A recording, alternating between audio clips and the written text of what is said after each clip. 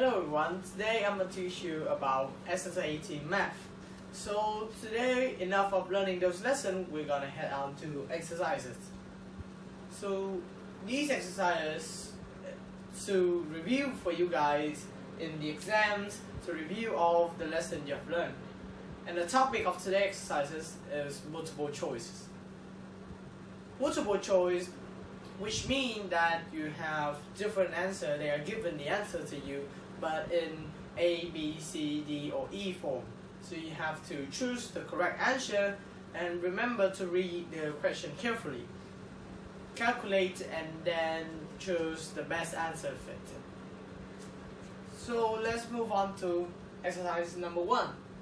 The sum of five consecutive positive integer is 30. What is the square of the largest of the 5 positive integer?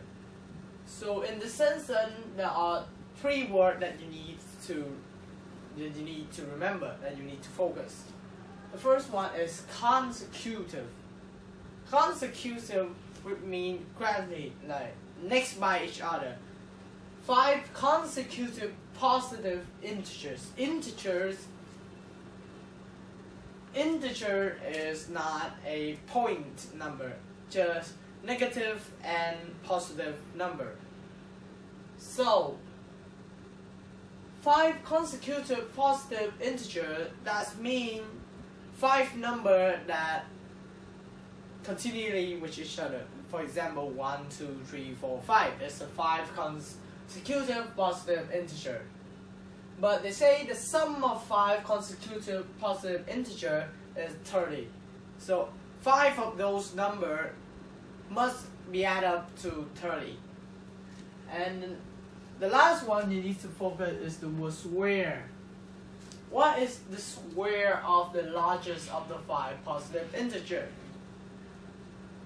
They not just ask us about what is the 5 consecutive positive integer that adds up to 30, but they also ask that what is the square of the largest of the 5 positive integer. So the final one, you must try to find the square of the largest of the 5 positive integer.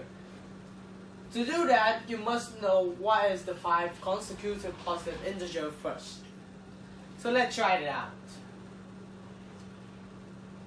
So because the sum of 5 positive consecutive integers and also positive, so no negative, let's try 1, 2, 3, 4, 5.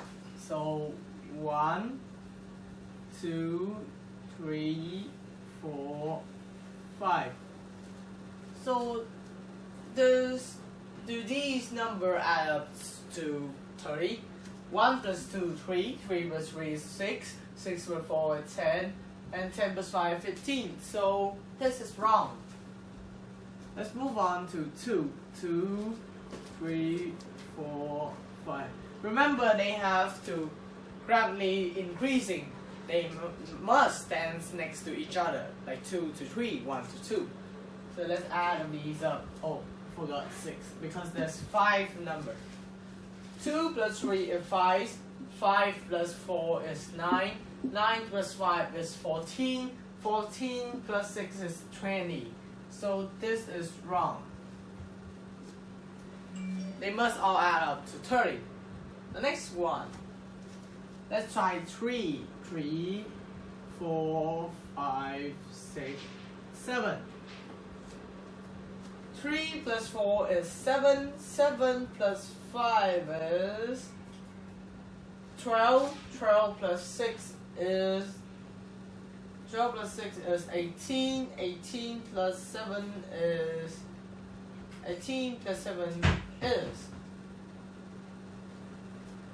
26, so this is also wrong. Let's try the next one. 4, 5, 6, 7, 8. 5 plus 4 is 9, 9 plus 6 is 15, 15 plus 7 is 22, 22 plus 8 is 30. So this is correct. So the 5 consecutive positive integer that add up to 30 is 4, 5, 6, 7, 8. We have to do a little bit more, not just stop at this. So we take the largest number and square them. Largest number is 8. So we'll take 8 squared. That means 8 times 8 is equal to 64. So the answer is letter D. 64 is the correct answer. A little bit long, but just take your time, do it correctly, and you will get 1 point. The next one. How many factors does the number 24 have? So factors mean that what number can 24 divided to? 24 can be divided. We have learned the sign that of the factor, like if it's a 2, 4, or 6, 8, or 0, that will be divided by 2. Divisible by 2. So they ask was how many factors does the number 24 have? So we must find what numbers does 24 can be divisible to. So first, 24 can be divisible by 2. So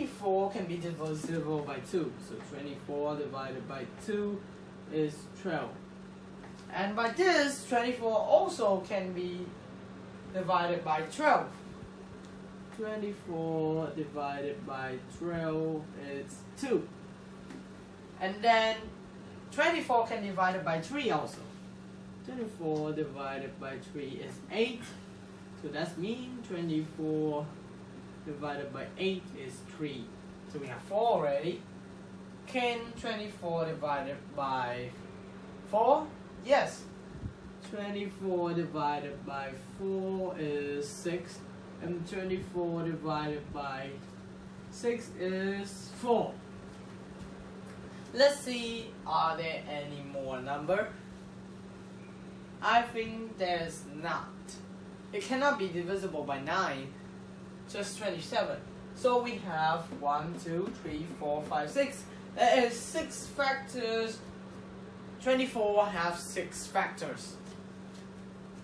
So for the answer, we choose C for 6. 24, it have the first factor is 2, next one is 12, next one is 3, and then 8, and then 4, and then 6. So let's move on to the third question. So we move on to our next exercise, which also the same topic, multiple choices. The third question is, what is the smallest numbers actually that can be added to the number 1024, which means 1024, to produce a result that divisible by 9. So there are 3 things that you need to notice in this kind of questions. The first one, what is the smallest? So the word smallest. Remember, it had to be smallest, not the biggest. That can be added to the number 1024. Added to the number 1024.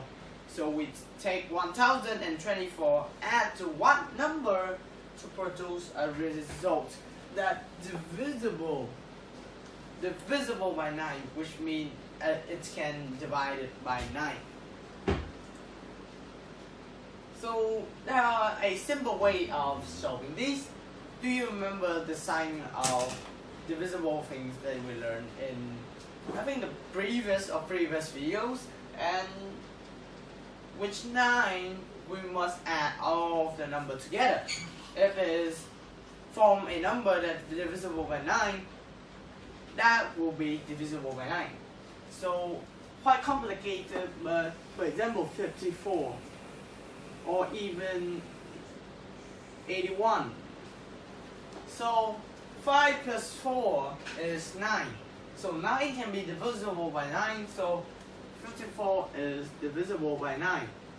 And 81, 8 plus 1 is 9, and 9 also divisible by 9, so this is also correct. This is also divisible by 9. So we're going to add up all of the number in the number 1024. So 1 plus 0 is 1, plus 2 is 3, and 3 plus 4 is 7. So 7 cannot be divisible by 9. So 1 plus 0 plus 2 plus 4 is equal to 7. But 7 cannot be divisible by 9. So we have to add what number to get the number that is divisible by 9.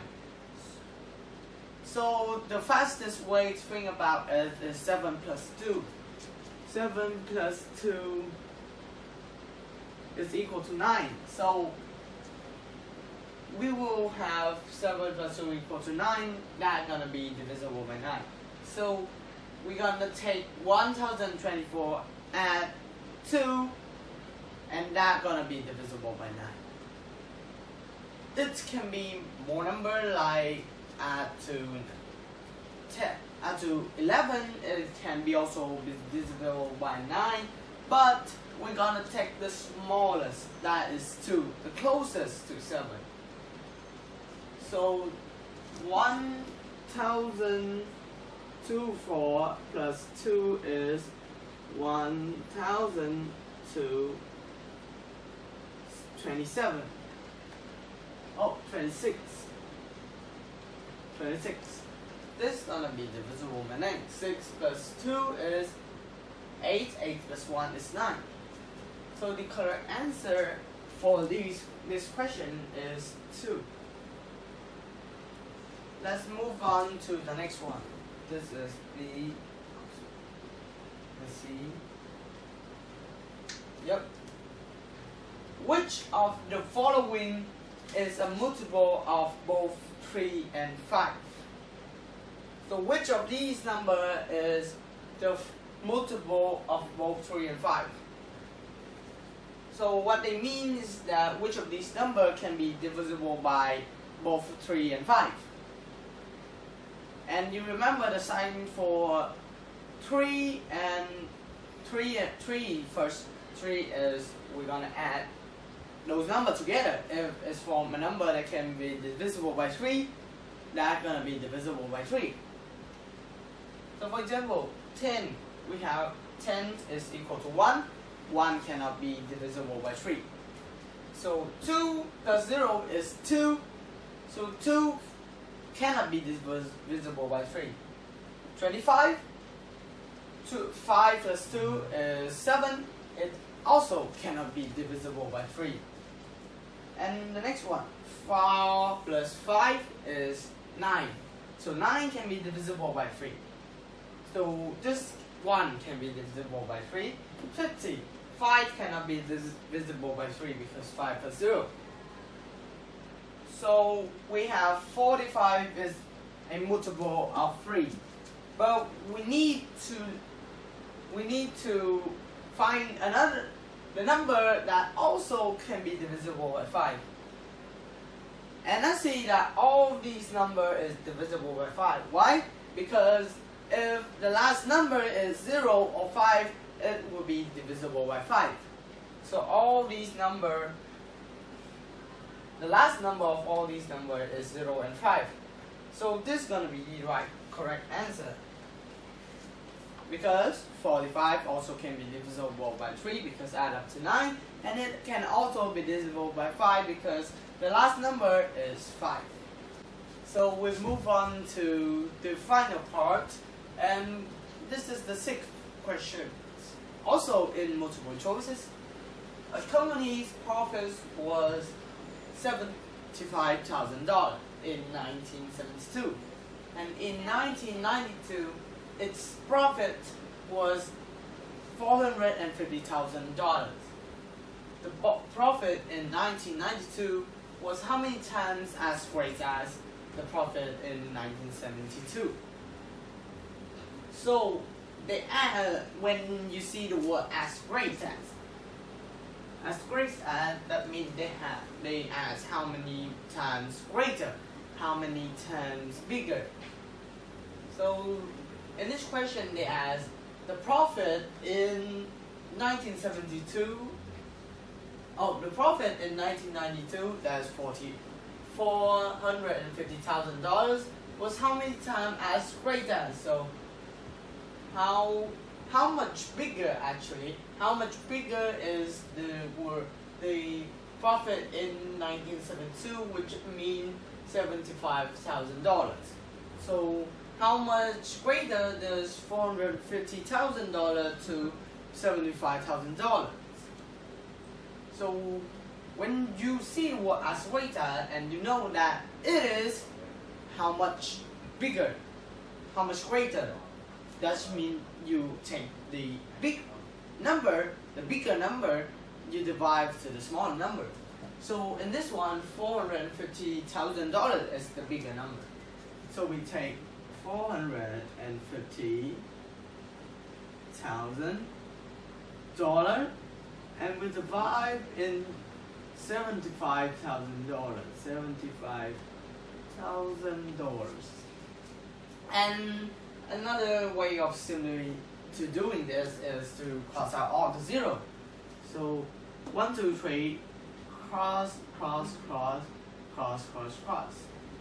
So I'm gonna erase it. We're left with 450 divided by 275. This is a divisible sign. So 450 divided by 275. So how much can it be? So we're gonna take 75 times 5 times 5. This is 35. 5 times 7 is 35. 375 not equal to 450. Let's try number 6. 75 times 6.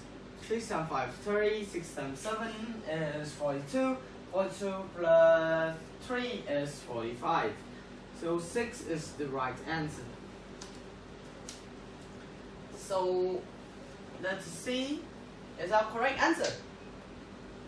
The profit in 1992 was 6 times as great as the profit in 1972. Let's move on to the final questions. A tank of oil is 1/3 full. So imagine there is a tank of oil. Let me draw it for you. There is a tank of oil. This is a tank of oil, and it will be divided by 3 parts. So 1, 2, and 3. They have to be equal actually. Draw it up a little bit. That looks much better. And then fix it a little bit to look like a tank oil actually. Let's give it a bottle count right here.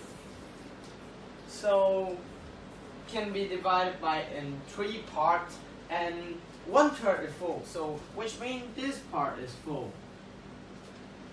This part is full. And when full, when all of 3 parts is contain oil, it can hold up to 90 gallons of oil. But not yet, it's just 1/3 full. So how many gallons of oil are in the tank now? So they ask how many gallons of oil right here. The simple way of doing this is you first understand the question. When this one is full, it's gonna hold up to 90 gallons, but it's just 1/3 full. So what is 1/3 gonna be? So there is a way to do this. You take the number and multiply with the fraction. The fraction is 1/3, 1/3 full, so times to 1/3. So 90 times 1/3 is 90/3. Draw 9 again. 90. 90/3. 19 divided by 3 is 30. So our answer is 30 gallons. So there's 30 gallons right now. If it's 2/3 full, 30 plus 30 is 60 gallons. If it is third, which means 1 full. If it is full, the tank is full. 30 plus 30 plus 30 is 90 gallons. So our answer is correct. We choose C, 30. So thank you for watching my videos. If you like this video, please share and subscribe. I'm gonna see you guys in the next video.